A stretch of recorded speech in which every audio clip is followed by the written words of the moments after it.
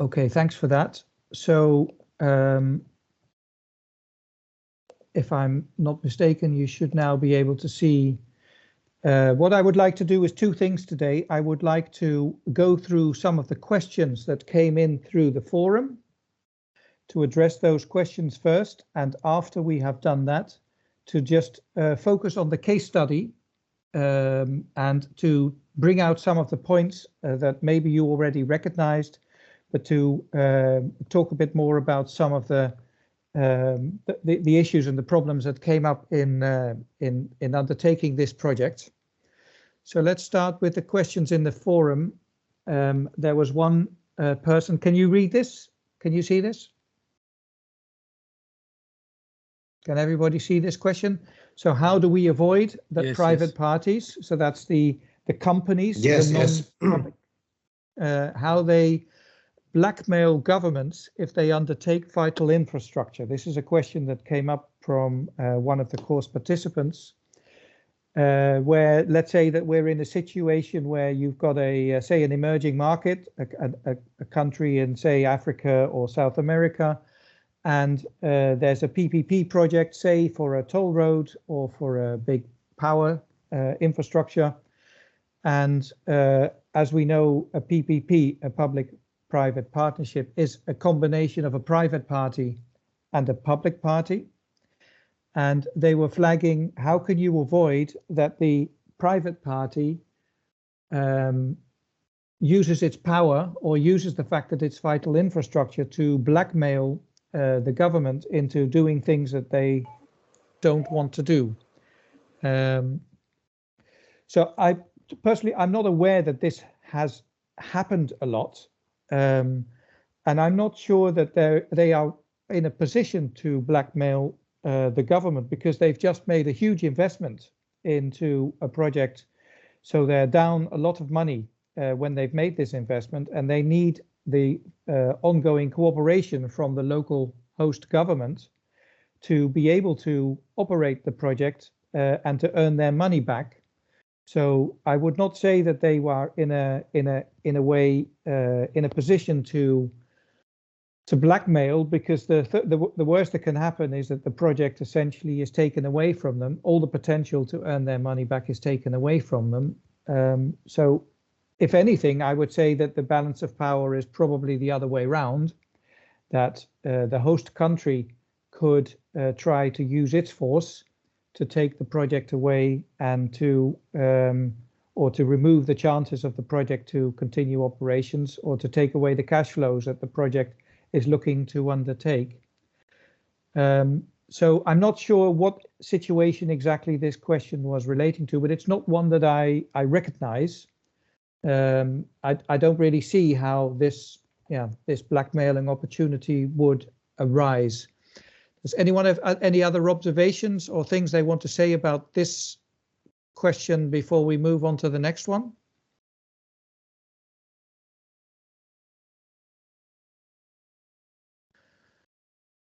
Okay. Shall I move to the next question then? This is asking, how do we avoid conflicts of interest of contract parties who are also shareholders in the project? Let me just take a moment to draw a situation where we have, can you see my whiteboard here? So we have an SPV, we have a project company that is undertaking a project, and let's say that it has a EPC contractor, that's someone who built the project assets, and we have an O&M contractor who is maintaining and operating this. They could be the same party. And let's say that we have we have a number of shareholders, so these are the shareholders. And one of those shareholders is the O&M party.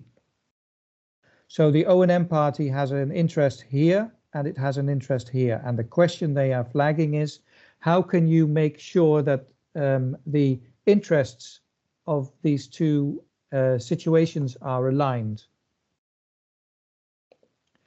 Are you understanding the question, and can you see the diagram that I draw? Patricia, if that's not the case, Yes. you'll let me know, right? Yeah, okay. So the reason why we like this combination is because if the O&M company would provide bad services, would mismanage the project, it would make the project harm. It would harm the project, but it would also harm itself because as a shareholder in the project, it is also has an interest in the project success. So our basic thinking is that by having this combination of roles, you have an alignment of interests.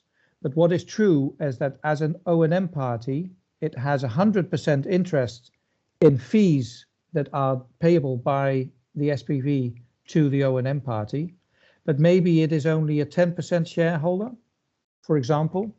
So it may have an interest to increase the fees as much as possible because that's where they have the biggest benefits. And they only pay 10% of those fees through their shareholding in the SPV.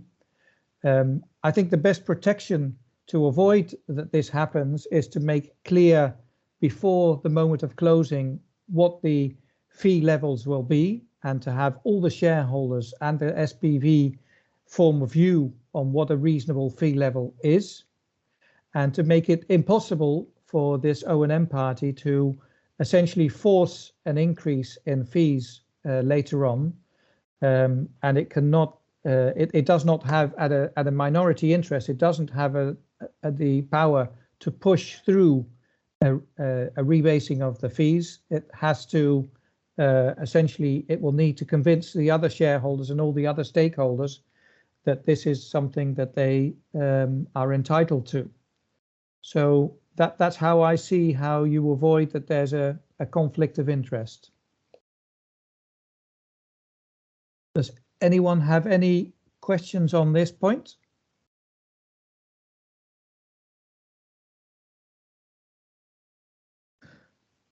Okay, I don't hear one, so let's say that I will move on to the next question. The question is, if you have a PPP infrastructure asset, so say you have a toll road or a power plant, and you have a similar public asset side by side, and you need to pay for the PPP asset, say you need to pay a toll, but not for the second. How do you avoid that that situation affects the earning potential of the PPP project? Again, let me draw a diagram as an example.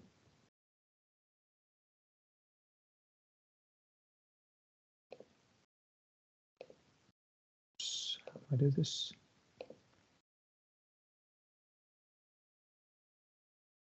I used to live in Indonesia for many years. In Indonesia, the capital of Indonesia is a city called Jakarta.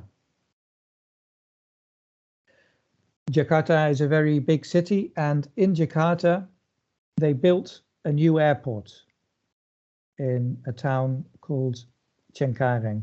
So the airport was about 20 kilometers outside the city, and there was, because it was a very small town where the airport was, there was a small network of roads leading up to that airport. But because the airport is now a main point for a very big city, what they did is they created a toll road. So this is the PPP toll road that connected the airport to the city. So in this situation, you have side by side a PPP project, and you have the existing infrastructure that would have been there for many years. And the question is, if you need to pay for this one, are people still going to do that? Are they still going to use that? Or are they going to continue to use the existing infrastructure for free? Of course, people are free to use whichever road they want. So they can go through this road or they can go through this road for free. What the experience is, because this road was completely clogged up, it did not have the capacity to serve a full airport. If you take this road, you would have been in traffic jams. You would have spent hours to get to the airport. So normally people who have the money to pay the toll fee, they would normally take the PPP road. They would have taken the toll road rather than the private road. Of course, that does bring with it the challenge that only rich people can use this road, and only poor people who cannot afford the toll can use this road. So in a way, it could be seen as being unfair. At the same time, you could also say that the people, because there are now more people using this road, the people who can afford it are using this road, that essentially takes the pressure off the alternative free road, and essentially it makes everybody happier that there's more capacity from the airport to the city and back. There's still the possibility for people to use the old infrastructure for free, and there is now also an added possibility that you can reach the airport for a toll fee. So that I think that's exemplary for a situation where the fact that there are side-by-side national older infrastructure and the new PPP infrastructure doesn't necessarily have to mean that the PPP project is going to be impossible to earn its money back. Of course, it does depend on the quality difference between these two. If this road is just as good as this road, and this road you need to pay for and this one you don't, then of course people will be more minded to use the cheaper option. But I think you would normally be investigating the business case and the need for the new asset before you would start to build it, and make sure that there is indeed a need to for it. That was my answer on question number 3. Does anyone have any further questions on this or want to discuss anything in relation to it?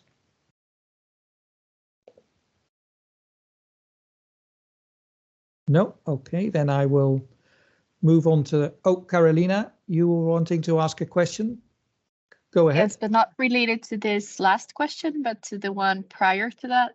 Yeah. How do you in matter resolve a conflict of interest between the EPC contractor and the sponsor or the other parties when they are, like you say in the contract that all negotiations have to be in arm's length or expressions like that, but in practice, how do you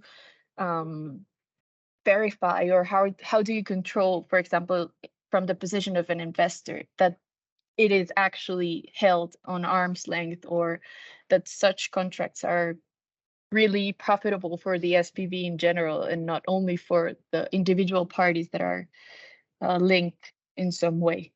Yeah, I would say there were I'd say two things about that. The first is that before you actually enter into the contract and before you get to a closing, you will need to show a business case to all the stakeholders that will need to make sense for each and every one of them. So if the EPC contractor, for example, at that stage were to ask an excessive price for building the asset, that would mean that probably the project would become too expensive and the return for the investors would become too low.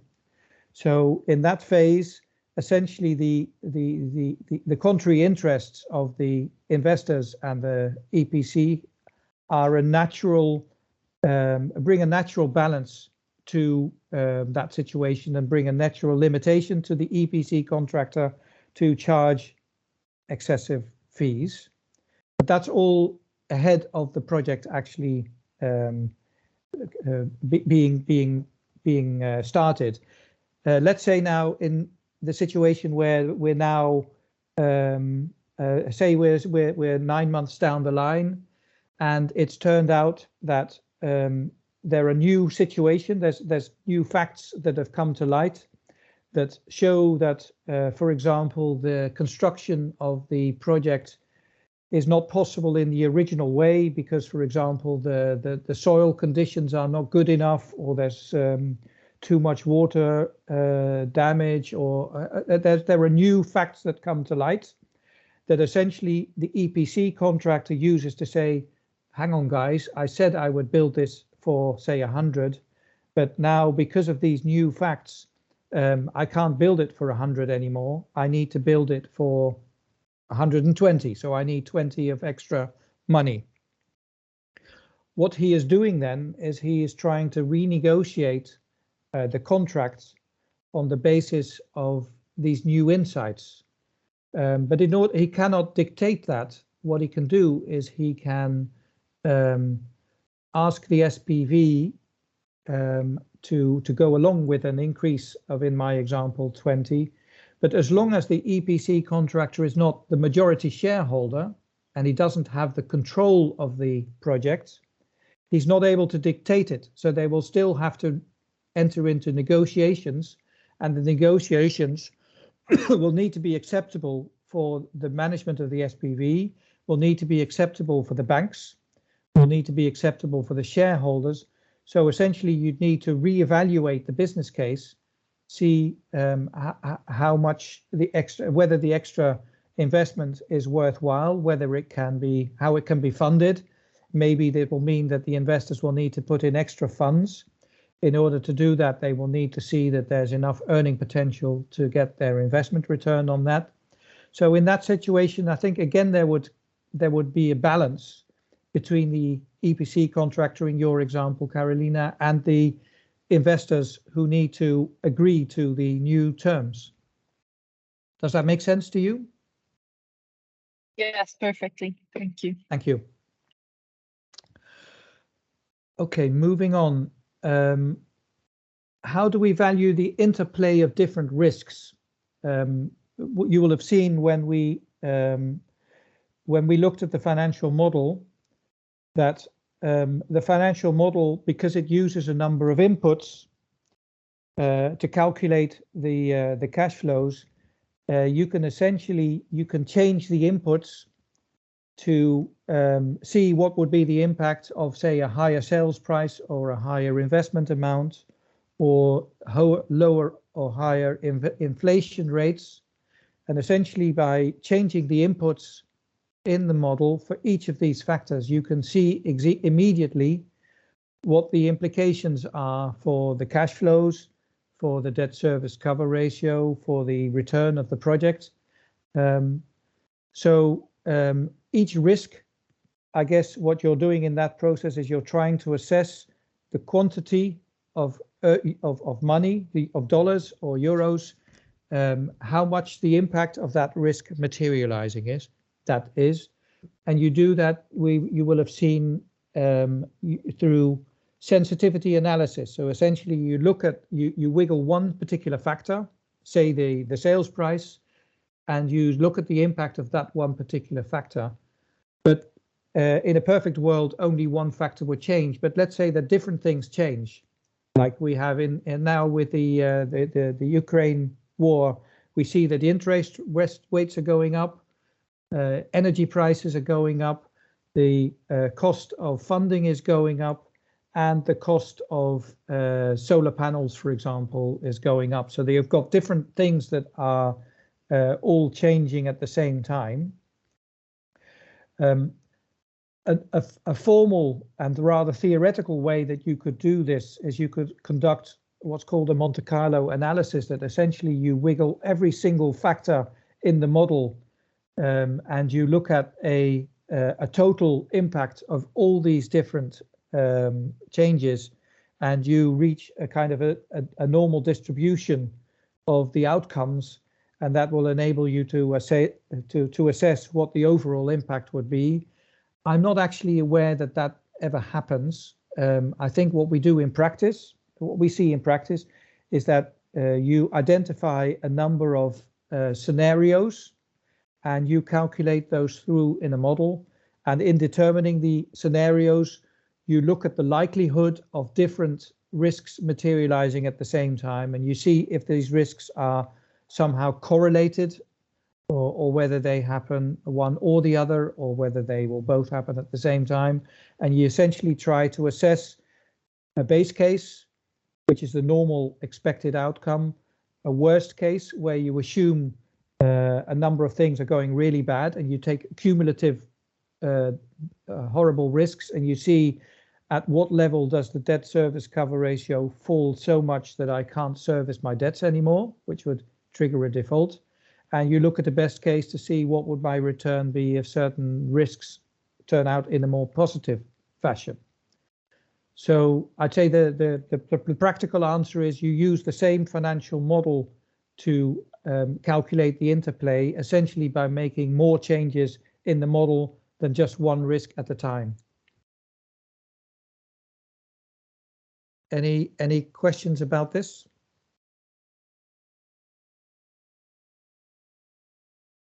Okay, then I would like to move on, if that is okay, with this is a difficult one to answer precisely. With the advent of digital development, so you have better analytics tools, you have artificial intelligence, machine learning, Internet of Things, you have all sorts of developments that essentially make it possible to assess situations much more accurately and much more professionally than you could have done in the past. And the question here is what the impact of that would be on project finance, whether that can mean that the project finance risks can be better assessed and better managed. And I would say yes, that the answer to that is most likely yes. It's true, I think, not only because the techniques have become better and you can analyze more information and you can analyze it in a more accurate fashion, but I think it's also true because one of the big benefits I see in project financing is because you are applying the same process for different projects, things that you learn on one project. For most people, for most organizations, if they build a road, they only do it once. But if you have a range of different projects that are similar and you're involved in more roads or more power stations more regularly, you can use the knowledge that you have developed in better managing one project.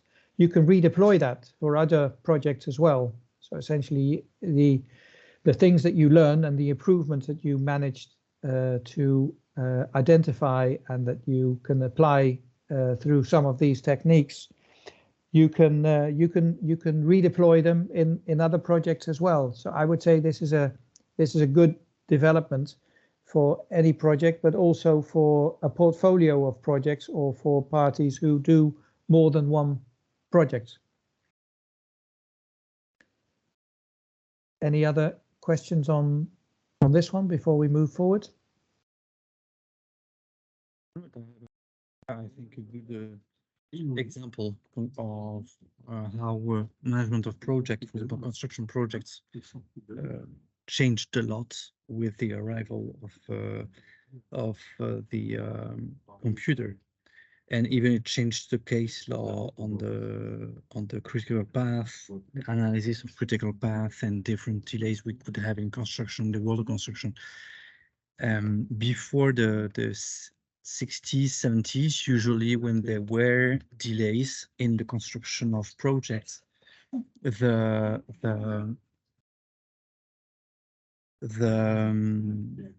sorry, I was disturbed by my neighbors. The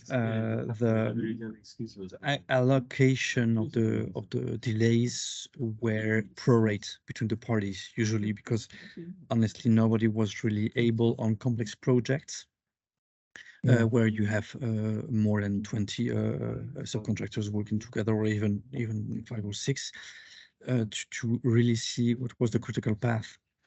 Now the case law is much more precise, more and more, and so we see that the software have changed to our way to make project management. So I'm definitely sure that all these tools in softwares will also have these kind of things. Now, what I see, which is interesting, I worked a lot in, especially, for example, in nuclear plants, which are super complex. Yeah. The into bracket funny thing is that we could have expected that it would diminish the quantity of risks, the quantity of delays, the quantity of claims, but on the contrary, what happens is on the contrary, It's more that we had more complex projects that happened to come into the market, because now we are able to address them, which was not the case before we had all this software. Okay, yeah. Voilà. So it was a comparison, I think, that was interesting. Interesting. Okay, good. So thank you for that observation. It sounds like you're right in the middle of experiencing this. I must say I'm more on the financial side, so I'm less involved in the actual project management. But I can see that progress is never 100%. With the coming of new opportunities, also new challenges, and new challenges arise. So I can see, but it's definitely, I can definitely see that you're able to undertake much more ambitious projects when you have these tools at your disposal than you could have before. And when you undertake more complex projects, of course, you'll run into more complex issues. Thanks for that, Amaury. Any other observations before we move on to the next one?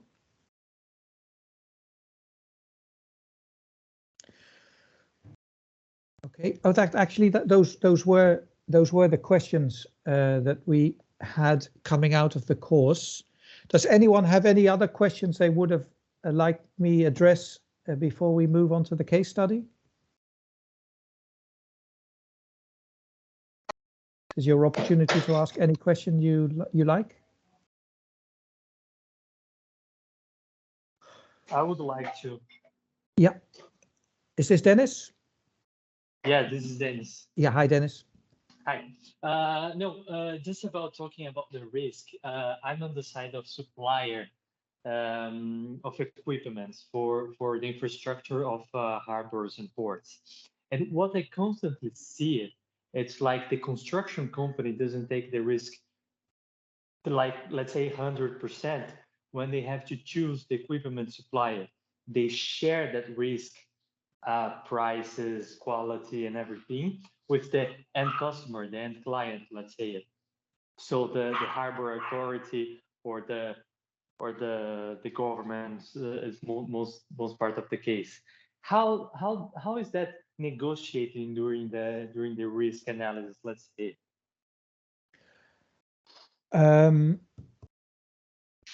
It's difficult for me to answer that very accurately, because I look at only one very specific element of that process, which is when it reaches a bank or it reaches a financier, and they get the question, are they prepared to take that risk?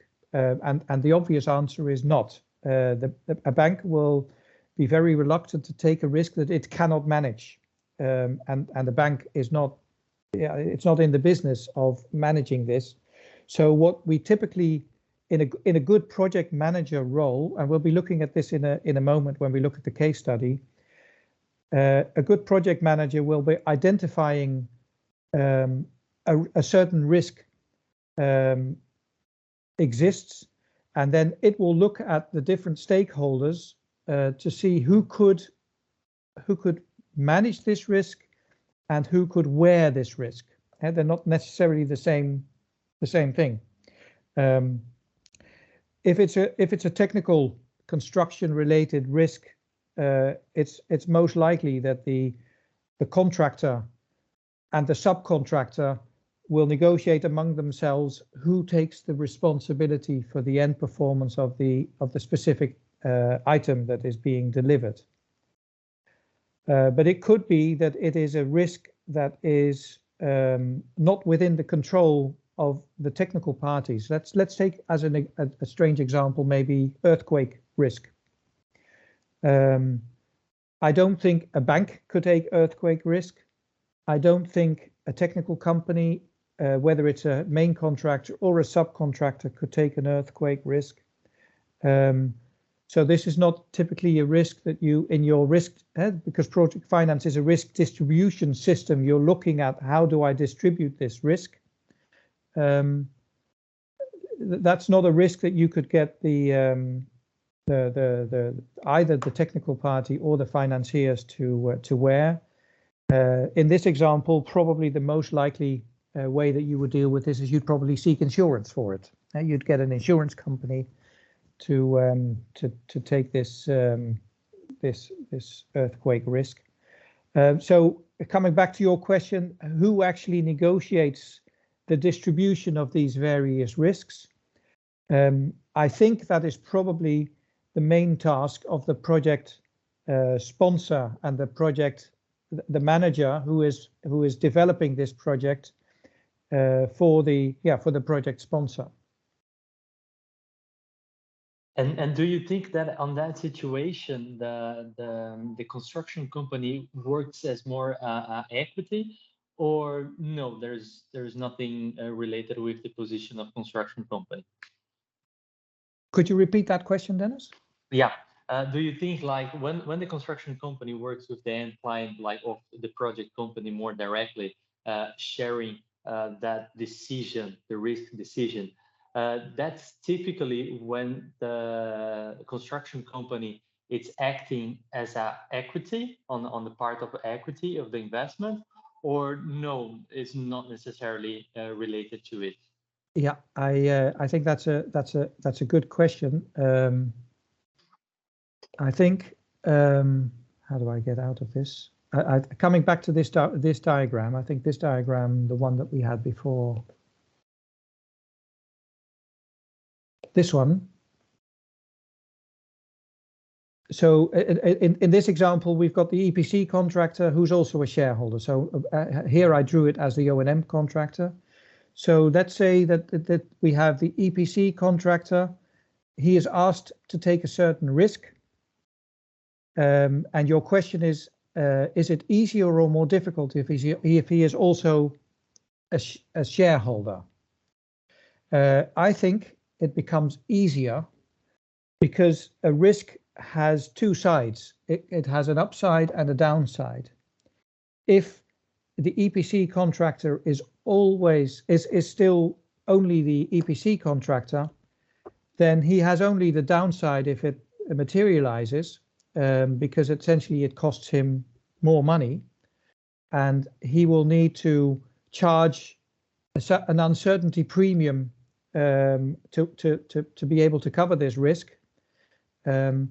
If he is both a shareholder and in the SPV and an EPC contractor, it means that if it goes good here, he doesn't, or here, either way he benefits. So I think it makes it easier to have these kinds of discussions if you have a partnership and he is a shareholder. That doesn't mean that there can't be complications if things arise later. That's what we discussed earlier, but I think it does make it easier. Okay, perfect. Thank you. Thank you.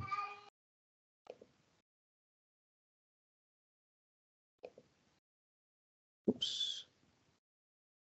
So let's now, I suggest now, if there are no further questions, I would like to offer some observations about the case study. What I did in the course this year is I updated the case study to have it be a very ambitious, but also a very complicated energy-related project. And the reason I chose that is because, of course, renewable energy is an incredibly important theme for climate change, for Russian-Ukraine war, and all sorts of reasons. And also because I read everywhere that the future, everyone is expecting hydrogen to be a very important source of energy for the future. So I thought, well, let's then take a project where we are essentially making a project that is generating renewable hydrogen. Did you like the case study?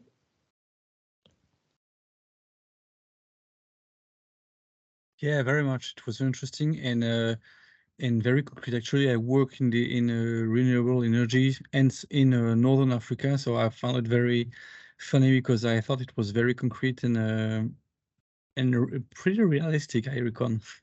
Excellent. Okay, well, I'm glad to hear that. I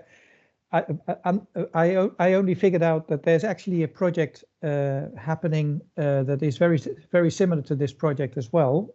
So, like you say, it is more realistic than I thought at the time when I developed it. So, let's look at some of the aspects of this project as I see them and how we can get this project to materialize. As you will have seen in the course, the most important thing for financing is that you realize the offtake, that you can sell the product that the project is going to produce. In this case, that will mean hydrogen. You're producing hydrogen, so you'll need to have hydrogen sales of sufficient levels and sufficient stability to make it an attractive proposition for the banks and the investors to invest in it. So hydrogen sales in this project probably are the most important risk. As far as I'm aware, the hydrogen market is still, hydrogen is very new. It's a relatively new sector. There's not a lot of track record already on making and selling hydrogen. There's not a lot of stability yet in the market. The consequence of entering in with this project, a new, relatively young market, is that you have a great level of uncertainty in the realistic offtake volume, how many cubic meters or megawatt hours of hydrogen you can sell, and a great uncertainty on the price. And if you don't have certainty on the volume and the price, essentially it means that you have a project that is going to be very difficult to actually develop. And taking this risk is not a risk that financiers or investors will ever want to bear, because they don't know much about the hydrogen market, if anyone does, and they're definitely not going to take the risk that there is no demand for the hydrogen, or that the price for the hydrogen plummets, and that you cannot service the loans, or that your investment doesn't pay itself back. So this is, I'd say, is one of the most important elements of this project to get right. So how do we mitigate this offtake risk? So the first thing we do, I said, project finance is a risk distribution process. So we look at the stakeholder who is best able to absorb this risk. Is there anyone who could take the offtake risk for hydrogen? So who could that be? Which of the stakeholders could we find that would be most able to do that? I wrote into the case that the EU, the European Union, has a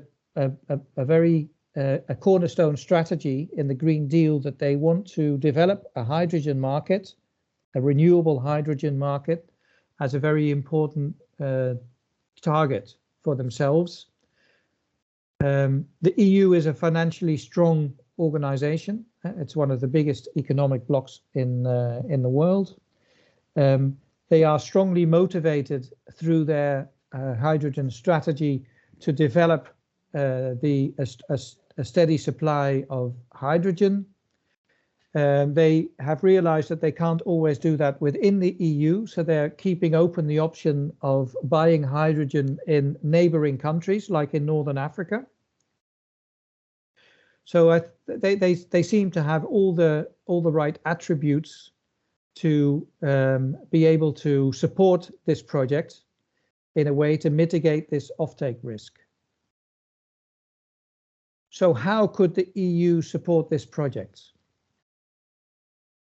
You'll see that in the financial model I designed different forms of support. They give you a subsidy to make the investment, so-called capital subsidy, that they can provide you soft loans. Essentially, they can provide you loans at a lower interest rate, and that they give you a revenue subsidy. Essentially, they give you a subsidy per unit, say megawatt sold.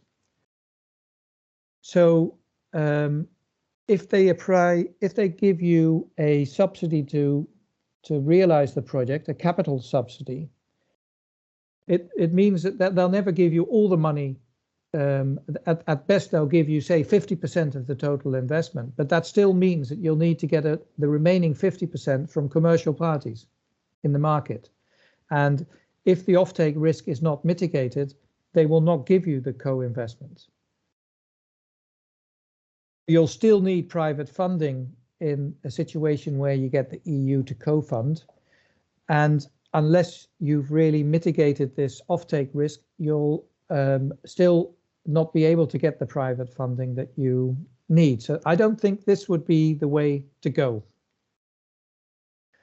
My proposed strategy would be that you take a multi-step approach. The first thing you do is you try to find EU companies that are sellers of energy sources. And let's say that you take Eni as a government owned oil company or energy company in Italy. And essentially you ask them, is there a demand for hydrogen? And they'll say, yes, there is. And then you say, well, can you then commit to me that you will offtake all the hydrogen that I produce? I anticipate that I will be producing X amount of hydrogen. Will you commit to take that from me, that amount of volume for a period of, say, 10 years? If you do that, you'll have the volume of your hydrogen offtake mitigated. But it's unlikely that this company, normally they trade energy products in the market, and market prices fluctuate, as we know. So they'll say, I'll take your hydrogen, but I'll be only prepared to pay you the market price for it. But that market price can fluctuate. In this case, it's the market price of a not yet existing market. So no one will give you a view what the price development of hydrogen will be in the coming decennia. It's anybody's guess. So you'll need an extra step now to mitigate not only the volume, which we've done with the first step, but also the price risk. What the European Union could do is they could guarantee you an acceptable total price for the hydrogen. So they'll give you a revenue subsidy for every, there's Caroline again, for every unit of energy sold, they'll give you a guaranteed minimum price. And they supplement the price in the market, whatever the price in the future is, up to a level that is necessary to get the project off the ground. As an example, this is actually a subsidy arrangement that we have in the Netherlands that the people who are here will recognize. We call it the SDE, Subsidieregeling Duurzame Energie. Essentially what you see in this graph, and this is just a fictitious graph, is you see the market price for the energy commodity. In this case, let's say that it's hydrogen. It fluctuates. It goes down and then it goes up and then it goes down again. And essentially in this subsidy arrangement, you sell the energy source for whatever the market price is. And if that is below a pre-agreed level that you need to get this project financed, so that in this example, it's just a fictitious 8 euros per, or euro cents per kilowatt hour, we will pay you a subsidy. And if you're lucky and the energy prices go through the roof, then you won't get any subsidy anymore. But if you are unlucky and you need subsidy, you get the subsidy.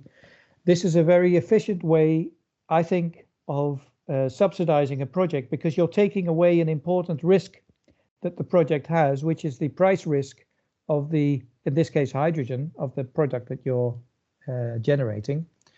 And you only need to pay the subsidy if the prices are low. And if, as we expect, there's going to be a big demand for hydrogen, there's going to be a big, essentially that would mean that the price would be, would probably not be very low, but would be going higher. That would essentially mean that you never need to pay any subsidy. And we are in a situation in the Netherlands now that most of the projects, these are renewable energy projects, most of the projects that had committed SDE subsidies are actually being able to survive without any subsidies at the moment because of the high energy prices as they are at the moment. So this, I think, would be a good strategy to make a very uncertain offtake of hydrogen, to stabilize that and to mitigate the risks in an efficient way that makes sense for all the stakeholders. Does anyone have any questions or observations about this?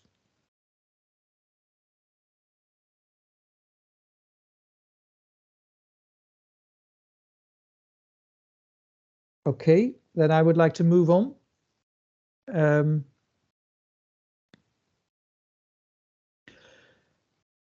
I wrote into the case study that you also have the opportunity to sell some of the hydrogen locally.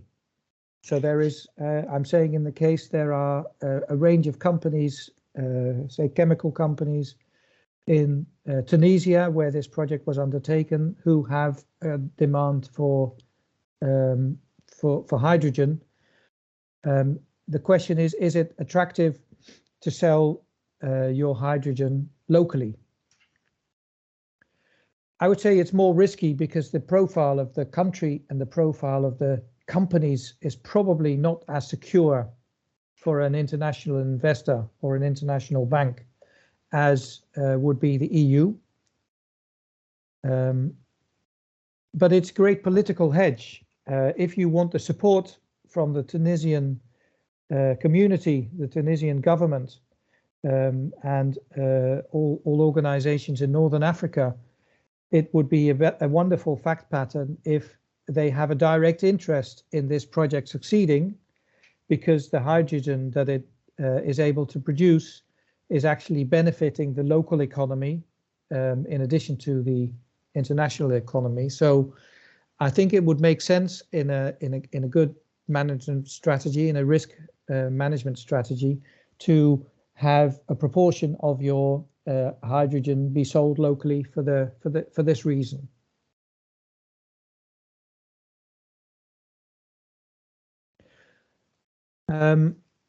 Let's look at the technical performance risk, because of course it's going to be critically important for this project that it is able to do what it's supposed to do and is able to produce the solar energy, and it is able to produce the hydrogen.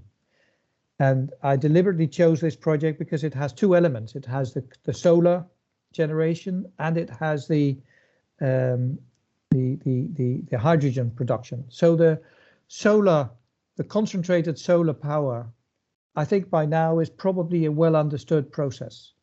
There are quite a few projects over the world that have been producing successfully for many years, that have proven that it's possible.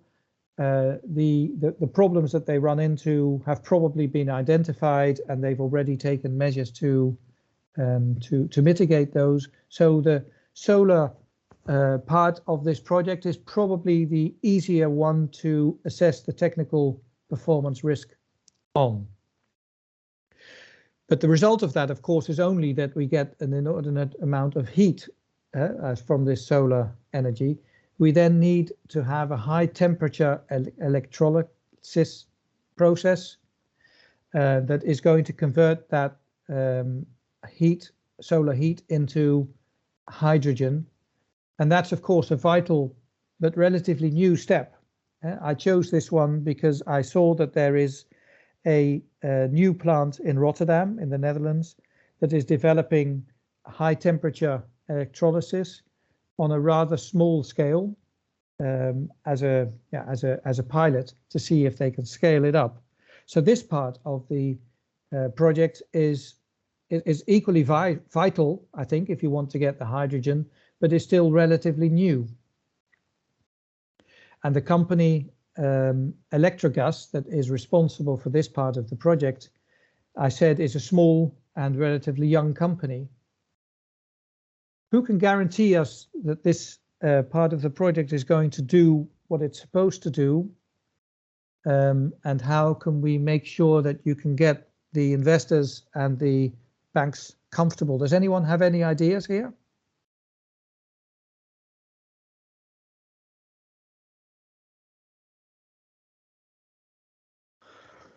Okay, I will give you mine. A possible solution I would think is a two-step approach. Firstly, you do a very careful technical due diligence. Essentially, you ask specialist engineering firms to look very carefully at what the plans are for the high temperature electrolysis and to identify potential weaknesses, potential problems, and to suggest routes that you can do to minimize these risks on a technical level, or to suggest contingency amounts that essentially you keep a budget available, that if a problem arises, you have the money available to solve it, to advise you on the technical plans, but also on the level of contingencies that should be reasonable to solve a problem if it does occur. Because our experience is that things usually take longer and they cost more than you anticipated in the outset. The other step that you can take is we also have a project sponsor, which is a big company that we're saying in the case that has a lot of know-how, has a big balance sheet. They could, clearly they don't know anything about high temperature electrolysis, so it's not something that's part of their core business, but it's also not part of the core business of the banks. So if you needed to make a choice, you could probably ask Solar Fields as an investor in the project to absorb this risk and to essentially guarantee the performance of Electrogas and the units that Electrogas is providing in the project. And in that way, you have, in the combination of those two measures, you've probably done everything that you can to mitigate this technical performance risk in this project. Any other suggestions or ideas?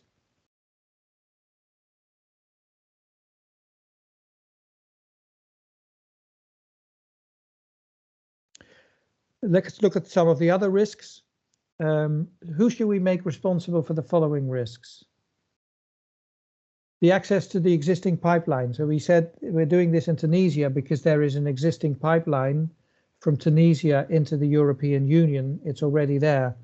Who should we make responsible for making sure that we can gain access to that pipeline? Any ideas? The government, as it had showed support to the project. Yeah, that would be my thinking as well. Yeah, I'm not even sure whether this pipeline is a privately owned or a government owned, but either way, I think it would be of great support, Carolina, as you say, if the Tunisian government supports this project and undertakes that it wants this project to be gaining access to the existing pipeline. So I think I agree with you, your assessment that that would be a good measure to take. By the way, if you don't succeed here, you'll need to sell the hydrogen as concentrated hydrogen and ship it out. So you'll need a big jetty and you'll need ships and you'll need a lot of energy to cool it down. So I think it's important probably for the business case that you do succeed here in transporting your gas to the European Union. Political upheaval, who could you make responsible for managing political upheaval?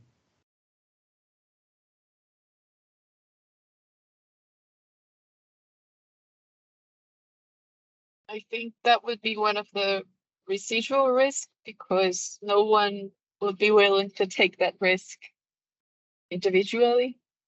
I think that's probably right. But if you had a choice between the private companies that are sponsoring this project or the local Tunisian government, who do you think would have the bigger impact or the bigger ability to manage this?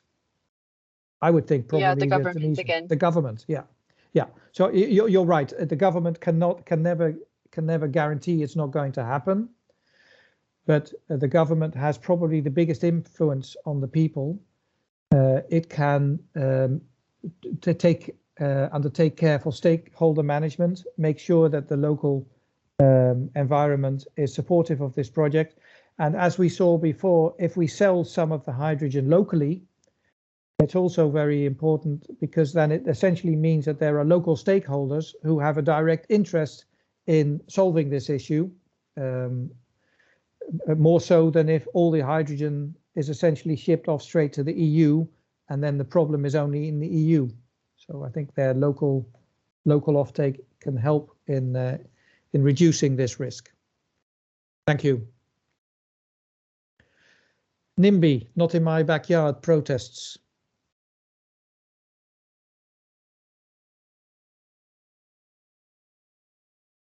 Anyone think how you would manage those? Interestingly, what we're finding in the Netherlands is a very densely populated country with very opinionated people. And NIMBY, not in my backyard protests, are an important delay, can cause an important delay in realizing projects. And we have two examples of two projects near a town called Urk in the Netherlands. One of them had very protracted protests, and it took years and years and years, and they still haven't succeeded. And another project was able to resolve this issue fairly quickly. Do you know what the difference between the two was? In the successful project, they essentially gave a financial interest to the local environment. People, a co-shareholder of the project. Are you still there? I saw. Yes, you're there. Yeah. Oh, yeah. Sorry, I thought I'd lost you. Yeah. Essentially, if you have local interest groups are co-owners of the project, so they have a financial interest in the success of the project, that makes a big difference in the level of protests that you get. So that would be a good strategy to increase the chance of success and to reduce the likelihood of NIMBY protests. I think we're reaching the end of. I had two more risks, but we'll skip those given the time. Does anyone have any other questions or any things they would like to discuss?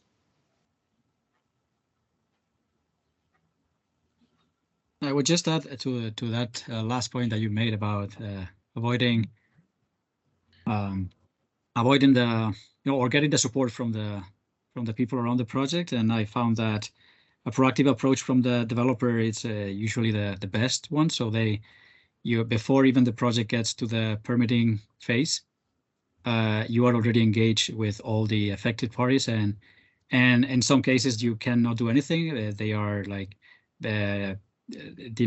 assessed by good lawyers, and they don't want to hear anything. So at the end of the day, the only thing that works is getting them involved in a way, like getting a compensation, or just making them part of the interested party as stakeholders. Yeah, very good. Thank you, Jorge. Any other questions or observations that you would like to make? What I would like to suggest then, if there are no further questions or observations, then I would like to suggest that we round off. We call it a day. I hope this has been interesting for you. I hope that I really enjoyed seeing you face to face and being able to communicate directly with you. It sounds like we've got quite a bit of hands-on experience in the participants. I'm glad for the positive feedback about the case study, and in general, I'd be very interested in your feedback on the course overall. I think you'll be given a chance to give some feedback. If there are any learning points, then let us know, and we'll try to take them on board. And if you have any other questions or issues that come up after this webinar, of course, you can always post them in the forum. And as we've been doing these weeks, we'll essentially address them through the forum. Yeah. Thank you, Professor. Thank you. Thank you all. Thank It was lovely to talk to you. Have a Thank you have a very good Thank you day. very much. Thank you, wherever Amy. you are. Thank you. Good evening. Bye bye. Bye.